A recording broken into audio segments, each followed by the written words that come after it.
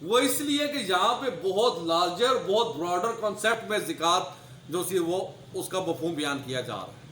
بڑی توجہ سے سنیں آپ. یہ غریب سے غریب آدمی زکوٰۃ دے سکتا ہے. کیسے؟ یہاں پہ اللہ تعالیٰ کا مقصد یہ ہے کہ آپ نے دوسروں کی خدمت بھی کرنی ہے، دوسروں کو آسانیاں بھی دینی ہے، دوسروں کو اپنے رسپیکٹ بھی دینی ہے. وہ انسان چاہے مسلم ہو یا نان مسلم ہو،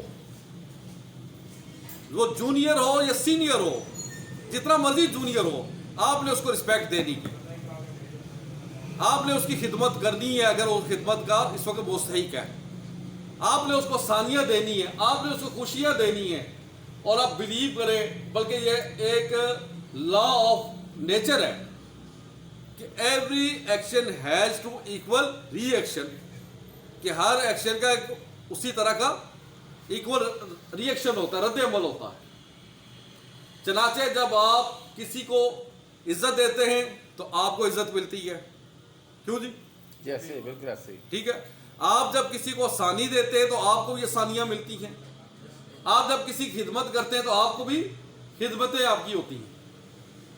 اس کی مثال اس طرح سے سمجھے کہ لیٹس سپوز کہ آپ کے علاقے میں دو دکاندار ہیں اور دونوں نے سیم ورائٹی سیل وہ کر رہے ہیں، لیکن ایک نے پیکج رکھا ہوا اپنے ارگاہ کے لیے اور باہر لکھ کے لگایا ہوا ہے buy one and get one free, buy one and get one free.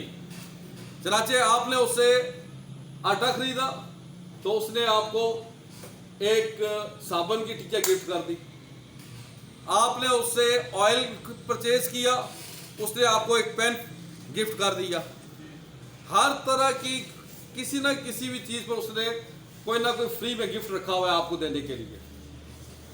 جبکہ دوسرا دکاندار ہے اس کا کوئی پیکج نہیں ہے، وہ نارمل ریٹ پہ دے رہا ہے. اب دونوں میں سے سیل کس کی بڑھتی ہے، پیکج والے کی بغیر پیکج والے کی؟ پیکج والے کی. سملر جب آپ کی زندگی میں پیکج ہوگا تو آپ کو بھی اسی طرح سے اس کا ریٹرن ملے گا. اور یہ جو